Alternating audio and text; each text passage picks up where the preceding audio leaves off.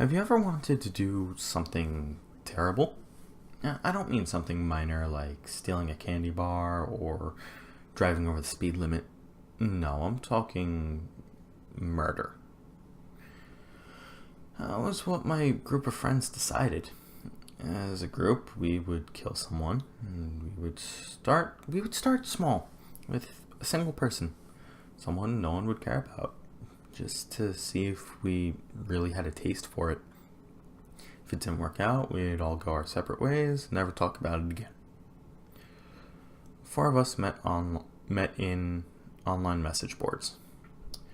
We all had one thing in common. We were social outcasts. We spent months talking online before finally deciding to meet in person. We gave a brief description of each of us. First, there was Xavier. Rather large, at least 6'7", probably a little overweight. He was the hot-headed one of the group, and due to the size, we let him be. Despite that, he was probably also the softest of the group. If anyone wouldn't be able to follow through with our plan, it'd be him. And next there's Mitch. Mitch was normal sized, about the same height and weight as me. Mitch was the person I was closest to in the group. We had a shared love of classic video games. Mitch had always been abused by his stepfather for most of his life. He thinks his darkness was always there, though, but the abuse just kindled it even more. Then there was Steph. She was the only girl in the group, and in contrast to Xavier, she was incredibly small, roughly 5 feet. Most short people I know are loud and seemingly always angry, but not Steph. She's one of the calmest people I know in any situation. I'm not entirely sure where her darkness comes from, but it's definitely there. And lastly, there's me. I wouldn't say there's really anything special about me. I'm average in just about every way imaginable. The only thing is I've never fit in with other average people. Even in this group, I almost feel like an outsider sometimes.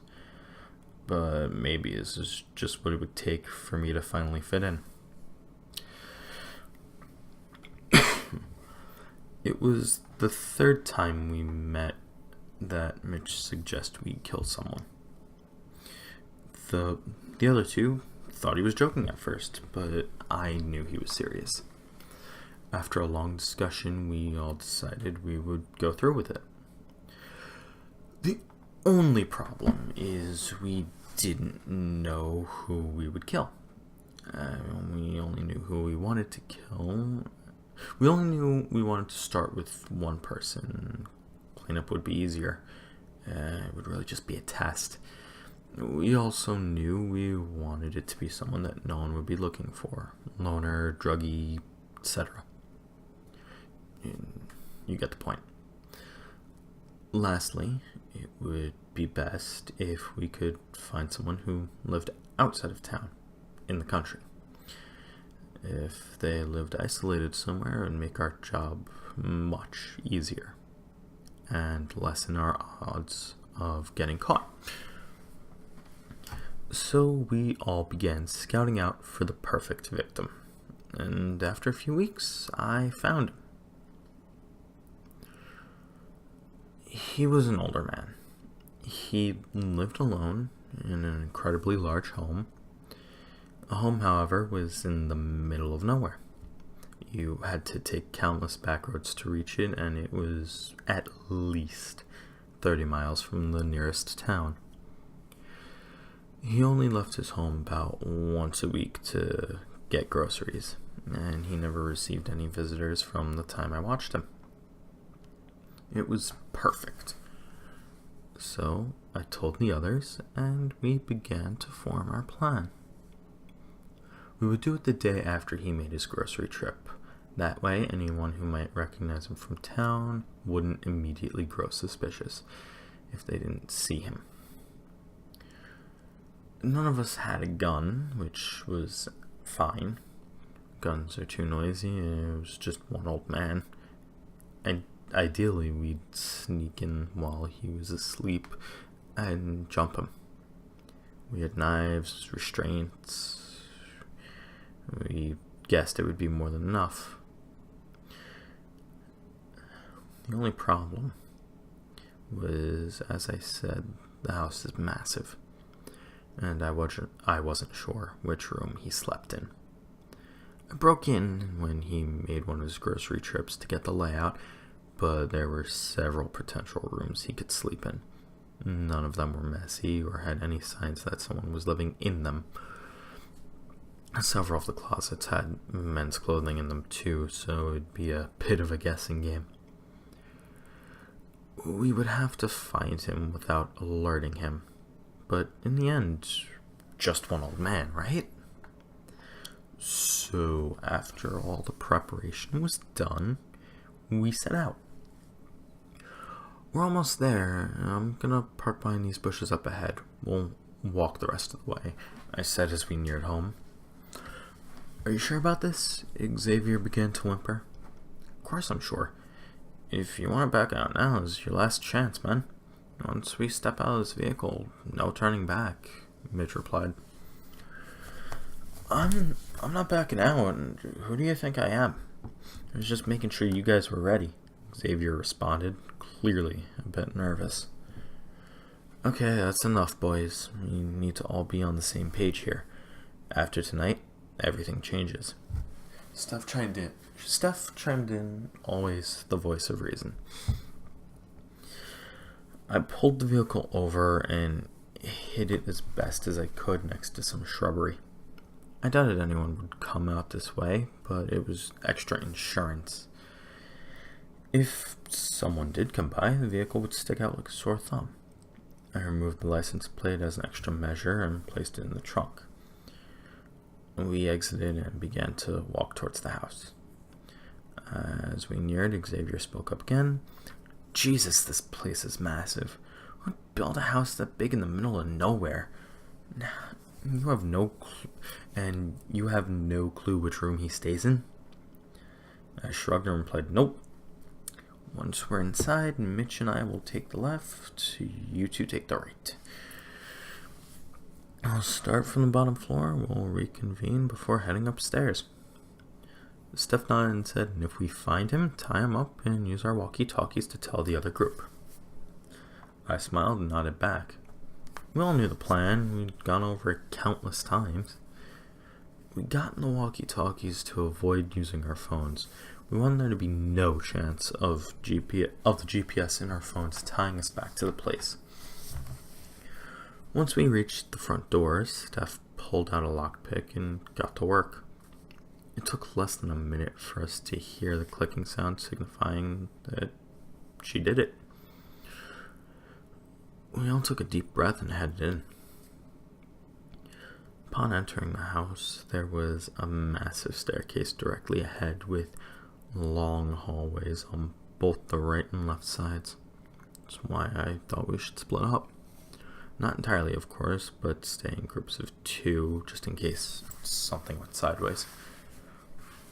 Mitch and I began to creep down the left hallway. It was really enormous. Down this path, there would be 5 rooms, and the end contained the kitchen and dining rooms. We approached our first door. I took the lead this time and opened the door as quietly as possible. Once there was enough space to fit inside, we both slipped in.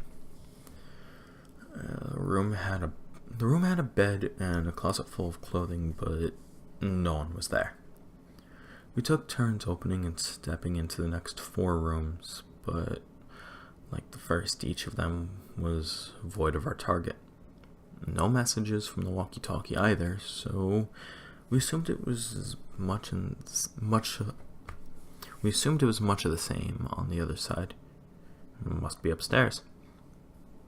Just in case, though, we decided to check the kitchen. I'm sure old people like midnight snacks too. As Mitch and I began to move toward the kitchen, we heard something approaching us. Footsteps. But they weren't normal footsteps, and they were coming at us incredibly fast. Before we could react, a figure emerged out of the darkness and pounced on Mitch. It was a dog, a German Shepherd to be exact. The dog had already begun tearing out Mitch's throat. I wasn't even able to reach for his knife to fight back. I knew I didn't stand a chance against the beast alone, so I ran. I made it to the door connecting the kitchen and the hallway, and I just shut it, flipping the lock. I left possibly my best friend there to certainly die, just to save myself. Despite knowing I was safe, for now at least, I continued to sprint towards the center. I was about to pull out my walkie-talkie to warn the others, but as I reached the staircase in the center, the other two were waiting. "What happened? Why are you running? Where's Mitch?" Xavier demanded. Mitch is dead. There was a dog. We didn't have time to react. I managed to stumble out. Xavier immediately approached me and grabbed me by the shirt, saying, "What do you mean Mitch is dead? Why didn't you help him?" I'm sorry, I couldn't do anything. I trapped a dog, but we'll have to deal with it later. And Mitch's body, I don't know where the dog came from. It was never here the other times I scouted the place out. We have no choice but to kill the old man now, and quick, before the dog makes too big a mess. Xavier began to rear back his fist. "Are you insane?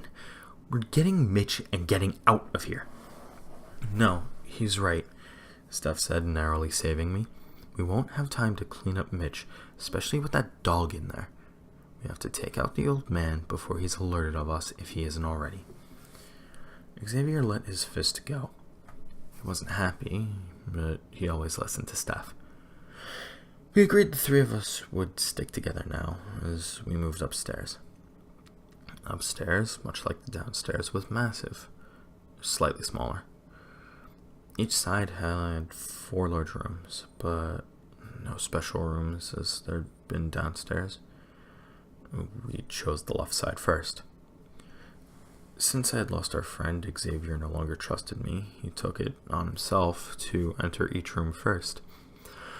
I wanted to point out to him that he was opening the doors too aggressively and making way too much sound. But I knew he wouldn't care, and would almost certainly just get mad. Left side was empty, so we moved to the right. Once we made it to the third door, we finally found what we'd been looking for. The old man. And still asleep somehow. Xavier had only slightly opened the door before he spotted him and told us to ready ourselves. I watched him take a deep breath before swinging the door open. Instead of entering the room, however, Xavier instead began to fall backwards. When he swung the door open, it triggered some kind of mechanism. There was now a crossbow bolt sticking out of his forehead. He was dead before he hit the floor. Steph had finally lost her cool and began to scream. I approached her from behind. Then I choked her until I was sure she was unconscious. So I turned toward the old man, now standing in the doorway. "So, how'd I do, Grandpa?" "Excellent. You make an old man proud," he replied with a large grin on his face. My grandfather had been luring people into his house and killing them long before I was even born. My father had tried to keep me from meeting him, but after my father died in a car crash, I met him at the funeral. We share a darkness in us, and now that he's older, I'll carry on the work that he's done for so long. I tied up Steph and dragged her to the next room before placing her on a table. She would be my first. Technically, my dog had killed Mitch, and the trap had killed Xavier. This would be my first all on my own. She had been my friend, so I would give her a quick death. But I needed a trophy first. You can't celebrate your first time without a trophy. So I took her eyes. They'd always been so calm up until the moment she saw Xavier dead. I'll cherish them forever. After I took her eyes, I did as promised, and quickly plunged a large knife into her heart. I knew no one would come looking for any of my now deceased friends, but I still had a lot of cleaning up to do. People always say you'll make mistakes your first time, but I think everything went quite perfectly. In fact, I can't wait to make some new friends.